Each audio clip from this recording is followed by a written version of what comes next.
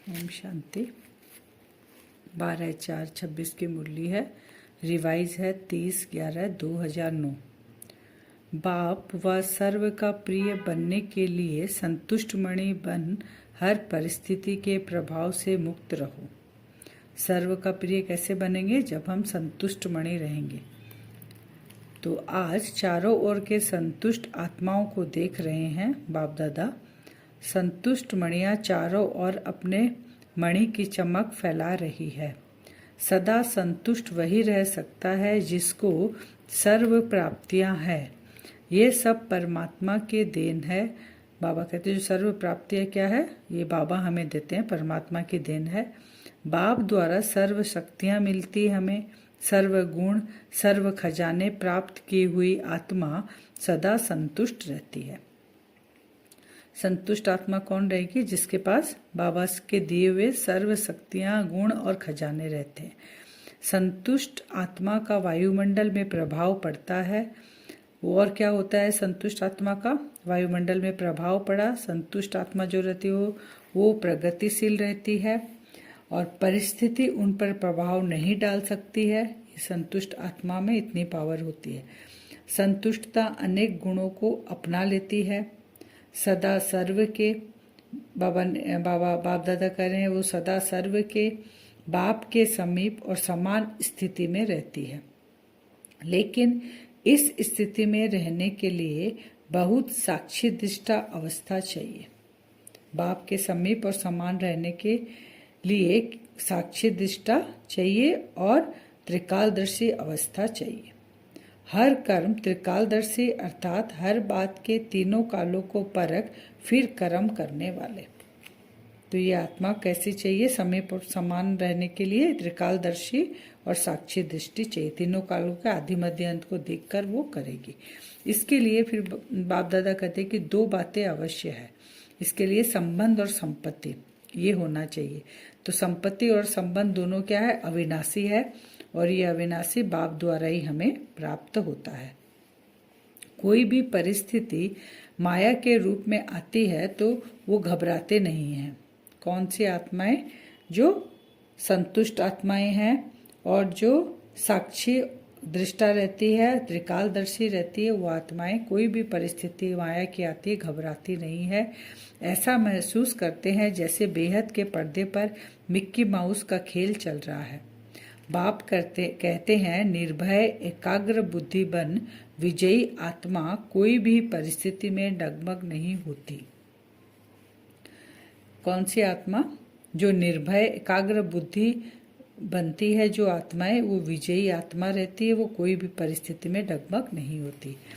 बाप दादा ने पहले भी सुनाया है कि कभी कभी का शब्द जो हमारे अंदर है वह प्रमाण अभी ब्राह्मण डिक्शनरी से निकलना चाहिए। हम लोग बोलते ना कभी कभी ऐसे हो गया मेरे साथ, ऐसा हो गया। तो बाबा कहते हैं ये जो कभी कभी वाला शब्द है डिक्शनरी से निकाल दो। सदा बाप के साथ और बाप के साथी हैं। साथ रहने वाले भी और साथी बन विश्व परिवर्तन का कार्य करने वाले हैं। हम आत्माएं कौन है? बाप दादा के साथ और साथी है और कार्य करने वाले विश्व परिवर्तन का। बाप दादा हर बच्चे को सदा यही वरदान देते हैं, सदा योगी भव, पवित्र भव। उस वरदान द्वारा जो भी प्राप्तियां होती है वह सदा के लिए होती है, कभी कभी के लिए नहीं होती। जो भी प्राप्तियां होती है हमें सदा के लिए। बाप को हर बच्चे से दिल का प्यार है, क्योंकि जो बड़े बड़े लोग हैं अपने को समझदार समझते हैं, वह भी बाप को पहचान नहीं सकते। लेकिन बाप दादा का जो लास्ट बच्चा भी है बाप को पहचान लिया है। इसीलिए बाप दादा को सभी बच्चों से प्यार है कि कितने भी पोस्ट में हो, कितना भी ऊंचा हो, लेकिन वो बाप को तो नहीं पहचानता। तो बाबा फिर वरदान, बाबा बोलते हैं कि जो बाबा जो हमें वरदान देते हैं ना, वो वरदान को प्राप्त भी दो तरह के बच्चे हैं। एक तो वरदान को प्राप्त कर कर खुश होते हैं और एक है जो वरदान को प्राप्त कर कर उनको फलीभूत करते हैं। जैसे वरदान से उनको लाभ लेकर वरदान का फल निकालते हैं। वरदान ले लिया, अब उससे उसका फल निकालते हैं। फिर बाबा एग्जाम्पल देते हैं, जैसे कोई भी बीज होता है उसका फल निकालने के लिए उनको पानी और धूप चाहिए, तभी फल निकलता है। यहाँ भी बाप कहते हैं कि वरदान का फल निकालने के लिए बार बार वरदान की स्मृति में लाओ। वरदान को क्या करेंगे, फल कैसे निकलेगा, बार बार स्मृति में लाएंगे। जैसे किसी भी बीज को फलीभूत करने के लिए धूप और पानी चाहिए, तो वही बाबा कह रहे हैं कि स्मृति, जो ये बार बार स्मृति लाना है कि वरदान हमें मिला, यह स्मृति, यह है पानी देना, और उसका स्वरूप जब हम बनेंगे, स्वरूप में स्थित होंगे, वह है धूप लगाना। तो यह फलीभूत होने से स्वयं में भी बहुत शक्ति भरती है और दूसरों को भी उस फल द्वारा शक्ति का अनुभव करा सकते हैं। बाप दादा कुछ समय से लेके समय की वार्निंग दे रहे हैं। हर बच्चे की पढ़ाई की रिजल्ट का समय अचानक आना है। बाबा जो इतने दिनों से हमको पढ़ा रहे हैं, बाबा कह रहे हैं कि तुम्हारा पेपर कब आएगा, अचानक आएगा। इसके लिए सदा हमें एवर रेडी रहना है। अभी समय उड़ती कला का है और तीव्र पुरुषार्थ का है। अगर हम साधारण पुरुषार्थ में रहे और 1 घंटे में ही अचानक, माने उसी समय, माने उस जितना देर हम पुरुषार्थ करते रहे, तीव्र पुरुषार्थ में नहीं रहकर साधारण पुरुषार्थ में रहे, तो अगर उसी समय उसी घंटे अचानक अगर हमारा फाइनल पेपर आया, टाइम आ गया, अंतमति सोगति हो जाएगी हमारी। तो इसीलिए बाबा कहते हैं बहुत काल का अभ्यास करना है। हलचल के समय अचल रहने का पुरुषार्थ तीव्र पुरुषार्थ ही कर सकते हैं। अचल कौन रहेगा, जो बहुत काल का अभ्यास करेगा, जो पुरुषार्थी आत्मा होगी, तीव्र पुरुषार्थी वही रहेगी। साधारण पुरुषार्थी एवर रेडी बनने में समय लगा देंगे, समय आ जाएगा लेकिन वो तैयार नहीं हुए तो टाइम लग गया, लेकिन अंतमति सोगति हो जाएगी। तो बाप दादा ने कहा कि सेकंड में बिंदी लगाओ, अर्थात फुल स्टॉप लगाओ। तीव्र पुरुषार्थी नहीं होंगे तो क्या होता है कि उनको, बाबा कहते हैं कि तीव्र पुरुषार्थी बच्चे तो फुल स्टॉप लगा लेते हैं, लेकिन जो साधारण पुरुषार्थी है वो क्या क्यों में फंस जाते हैं। तो फुल स्टॉप के बजाय वो क्या करते हैं, क्वेश्चन मार्क लगा लेते हैं। तो बाबा कहते हैं क्वेश्चन मार्क भी नहीं लगाना है और कोमा भी नहीं लगाना है, आश्चर्य की मात्रा भी नहीं लगाना है, क्या लगाना, फुल स्टॉप लगाना है, ये बाबा कह रहे हैं। तो यह सोचने का भी समय लास्ट में नहीं मिलेगा जब अचानक का पेपर आएगा। तो हमें क्या क्या करना है और क्या क्या नहीं करना है, कौन सा कोमा, आश्चर्य की मात्रा, ये सब नहीं लगानी हमें। बाप दादा ने देखा बहुतों के चार्ट में वेस्ट थॉट की लहर समय ले लेती है और वेस्ट की रफ्तार ऐसी तीव्र होती है जो साधारण का 1 घंटा और फास्ट संकल्प का 1 मिनट।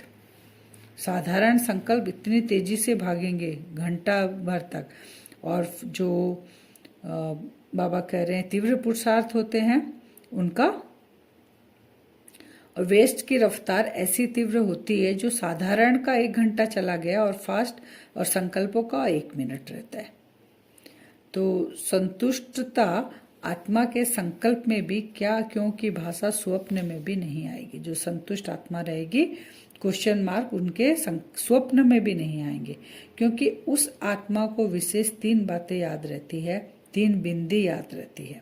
कौन सी 3 बिंदी, आत्मा, परमात्मा और ड्रामा। कौन सी आत्मा की निशानी है, तीव्र पुरुषार्थी की। ऐसे समय पर सर्व शक्तियों का खजाना आवश्यक है और शक्तियों का खजाना भी चाहिए। फुल स्टॉप जब लगाएंगे आदि मध्य तो शक्तियों का खजाना चाहिए। तो मास्टर सर्वशक्तिवान वह है जो जिस समय जिस शक्ति का आह्वान करते हैं उस समय वो शक्ति हाजिर हो जाती है। अगर हम ऑर्डर करेंगे कि समान मैंने सहन शक्ति की और आ जाए सामना करने की शक्ति, तो वो ऑर्डर प्रमाण नहीं हुआ ना, लेकिन उस समय काम की नहीं वो शक्ति हमारी। तो सर्व खजानों की चाबी है 3 बिंदियां। कौन है वो 3 बिंदी, आप, बाप और ड्रामा।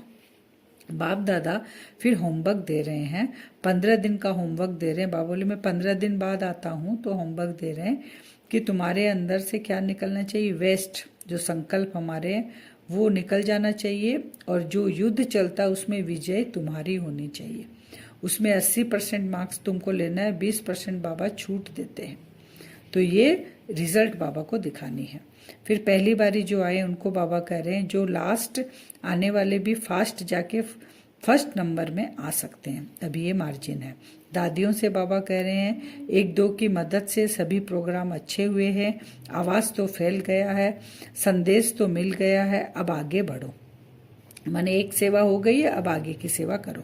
पंजाब जोन के लिए बाप दादा कह रहे हैं, पंजाब वाले ऐसा शेर तैयार करके नामी ग्रामी शेर लाए, शेर यानी माने माइक, ऐसा माइक तैयार करे कोई, जैसे वीआईपी में ऐसा कोई माइक तैयार हो जो उनके अनुभव को देखकर और बहुत से अनुभवी उनको देखकर अनुभव करें और आए, उनको समझ में आए ये ज्ञान। तो ऐसा माइक हमें तैयार करना, पंजाब जो उनको बाप दादा कह रहे हैं। उसके बाद आज का वरदान है, बाप के हाथ और साथ की स्मृति से मुश्किल को सहज बनाने वाले बेफिक्र व निश्चिंत भव। निश्चिंत और बेफिक्र कब होंगे? बाप के हाथ और साथ की स्मृति से। तो जैसे किसी बड़े के हाथ में हाथ होता है तो स्थिति बेफिक्र व निश्चिंत रहती है, ऐसे हर कर्म में यही समझना चाहिए कि बाप दादा मेरे साथ भी है और हमारे इस अलौकिक जीवन का हाथ उनके हाथ में है, अर्थात जीवन उनके हवाले है, तो जिम्मेवारी भी उनकी हो जाती है। सभी बोझ बाप के ऊपर रख अपने को हल्का कर दो। बोझ उतारने व मुश्किल को सहज करने का साधन ही है आपका हाथ और साथ। स्लोगन है, पुरुषार्थ में सच्चाई हो तो बाप दादा की एक्स्ट्रा मदद का अनुभव करेंगे। एक्स्ट्रा मदद कब करेंगे? जब पुरुषार्थ में सच्चाई होगी। अव्यक्त इशारे महान बनने के लिए मधुरता और नम्रता का गुण धारण करो। अगर आपसे कोई टक्कर लेता है तो आप उसे अपने स्नेह का पानी दो। आप अपने मधुरता और नम्रता के गुण को नहीं छोड़ो। नम्रता की ड्रेस पहनकर रखो। यह नम्रता ही कवच है जो सेफ्टी का साधन है। संस्कारों की रास मिलाने का सबसे सहज तरीका है स्वयं नम्रचित और मधुरता संपन्न बन जाओ, दूसरे को श्रेष्ठ सीट दे दो। वरदान से 2 मिनट योग करेंगे। अपने आप को देखें भ्रकुटी सिंहासन में। मैं आत्मा इस ब्राह्मण शरीर में दोनों भ्रकुटी के बीच में बैठी हूँ। बाप दादा का हाथ और साथ सदा मेरे साथ है। सारा दिन विजुअलाइज करना है कि बाबा ने मेरा हाथ पकड़ा है, मैंने बाबा का नहीं पकड़ा, बाबा ने मेरा हाथ पकड़ा है। सुबह से लेकर उठने से लेकर सोने तक और सोने के बाद तक बाबा मेरे साथ रहते हैं। हर कार्य बाप दादा मुझे डायरेक्शन देते हैं, मैं उसी अनुसार, उस डायरेक्शन के अनुसार कार्य करता हूँ। मैं उस परमात्मा का बच्चा हूँ। बाप दादा मेरा हाथ पकड़े हुए हैं। मैं एकदम बेफिक्र और निश्चिंत हूँ। स्वयं भगवान जिसको दुनिया ढूंढ रही है, उसका हाथ और साथ मुझे मिला है। अपने भाग्य को भी निहारते रहें, कितनी भाग्यशाली हूँ मैं आत्मा। बाबा सदा मेरा साथ देते हैं। सुबह उठाते हैं और रात को सोते समय अपने गोद में सुलाते हैं। उस परमात्मा के साथ का हमें सारा दिन अनुभव करना है। ओम शांति।